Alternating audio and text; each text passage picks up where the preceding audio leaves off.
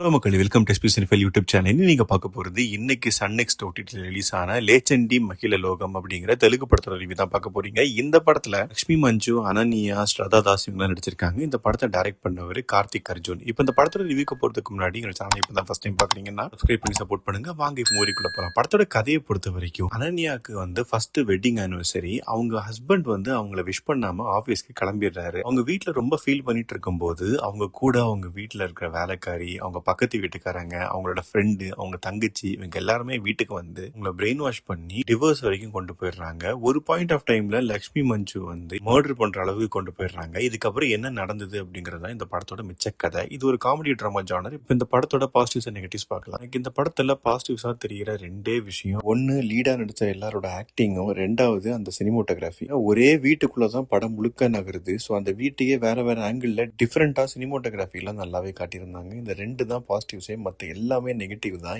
ஏன்னா படத்துல கதை அப்படிங்கிறது எதுவுமே இல்லை. சும்மா ஒரு 4 பேர் ஒரு பொண்ணை பேசி பேசி பேசியே பிரெயின் வாஷ் பண்றாங்க. இதுதான் ஒரு முழு படமாவே எடுத்திருக்காங்க. அது என்ன நம்பிக்கையில எடுத்தாங்கன்னே தெரியல. காமெடியை வச்சு ஓரளவுக்கு ஒப்பேத்திடலாம் அப்படின்னு ட்ரை பண்ணிருக்காங்க. பட் ஆனா காமெடி எதுவுமே கிளிக் ஆகல. ரொம்ப முக்கியம் இருந்தது. சரி, இவங்க பேசுறதெல்லாம் வச்சு பார்த்தா கடைசியில ஒரு த்ரில்லர் சப்ஜெக்ட் மாதிரி முடிய போகுதோ அப்படின்னு மாதிரி நம்ம எக்ஸ்பெக்ட் பண்ணி பார்த்தோம்னா அதுவும் இல்லை. ரொம்ப சப்பையா முடிச்சிருப்பாங்க. இது போதாதுன்னு சைட் ட்ராக்ல ஒருத்தர் தான் இந்த படத்தோட கதையே சொல்லுவாரு. அவர் எதுக்கு வராரு, அவருக்கும் அந்த படத்துக்கு என்ன சம்பந்தம் அப்படின்னு நமக்கு கடைசி வரைக்கும் புரியல. கேட்டா அவரோட சிஷியன் தான் இந்த பையன் அப்படின்னு சொல்லிட்டு ஒரே வார்த்தையில முடிச்சிடுறாரு. அதுவும் அங்க ஒரு சீக்வன்ஸ் நடக்கும் காமெடி அப்படிங்கிற பேர்ல. அது இன்னும் மோசமா இருந்தது. மொத்தத்துல இந்த படத்தை பத்தி சொல்லணும் அப்படின்னா, இந்த படம் ஏன் எடுத்தாங்க, எதுக்கு எடுத்தாங்க அப்படிங்கிறது இந்த டைரக்டருக்கே வெளிச்சம். இந்த கதையை கேட்டு எப்படி இவங்களாம் நடிக்க ஒத்துக்கிட்டாங்க அப்படிங்கிறது இந்த ஆக்டர்ஸோட வெளிச்சம். இது சன் நெக்ஸ்ட் ஓடிடில தமிழ் டப்பிங்லயும் அவைலபிளா தான் இருக்குது. இன்கேஸ் இந்த படத்தை நீங்க பார்க்கணும் அப்படின்னு ஆசைப்பட்டீங்கன்னா உங்களை யாராலையுமே காப்பாற்ற முடியாது. அடுத்த ரிவ்யூல சந்திக்கிறேன். பை.